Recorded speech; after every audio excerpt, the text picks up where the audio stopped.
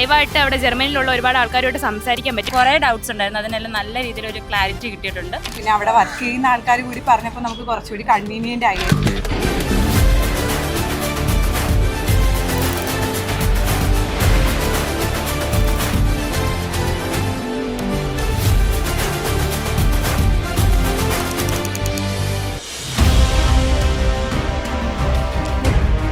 ജർമ്മനിയെ കുറിച്ചുള്ള എല്ലാ കാര്യങ്ങളും,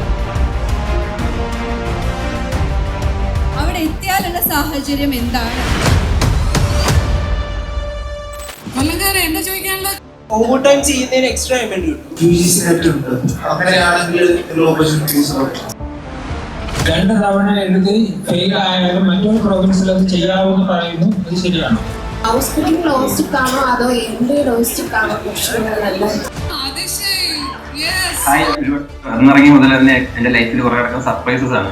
പിക്ക് ചെയ്യാനായിട്ട് എന്റെ എംപ്ലോയേഴ്സ് അവർ നേരിട്ട് ഉദ്ഘാടന എയർപോർട്ടിൽ വരികയും പിന്നെ നേരെ കൊണ്ടുപോയത് സ്കൂള് കാണിക്കാൻ, പിന്നെ ഞാൻ വർക്ക് ചെയ്ത കമ്പനി കാണിക്കാൻ. എംപ്ലോയീസിനെ തന്നതിന് പരിസ്ഥിതിക്ക് ഭയങ്കര താങ്ക് യു ഫോർ.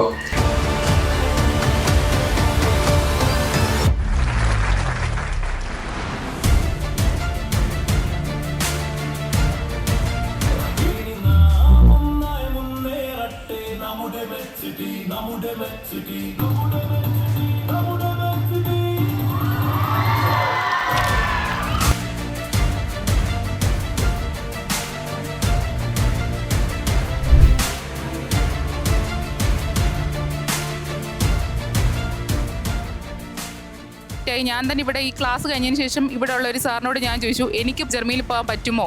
GCC പറഞ്ഞിട്ടുള്ള ഡൗട്ട്സ് ഒരുപാട് താങ്ക്സ്. നല്ല പ്രോഗ്രാം ആയിരുന്നു. Personally it is very useful. പ്രതീക്ഷിക്കുന്നതിന് അപ്പുറമായിരുന്നു. മാം ജർമ്മനിയിലേക്ക് തന്നെയാണോ കുട്ടികളെ വിടുന്നത്? തീർച്ചയായിട്ടും. MedCity International Academy.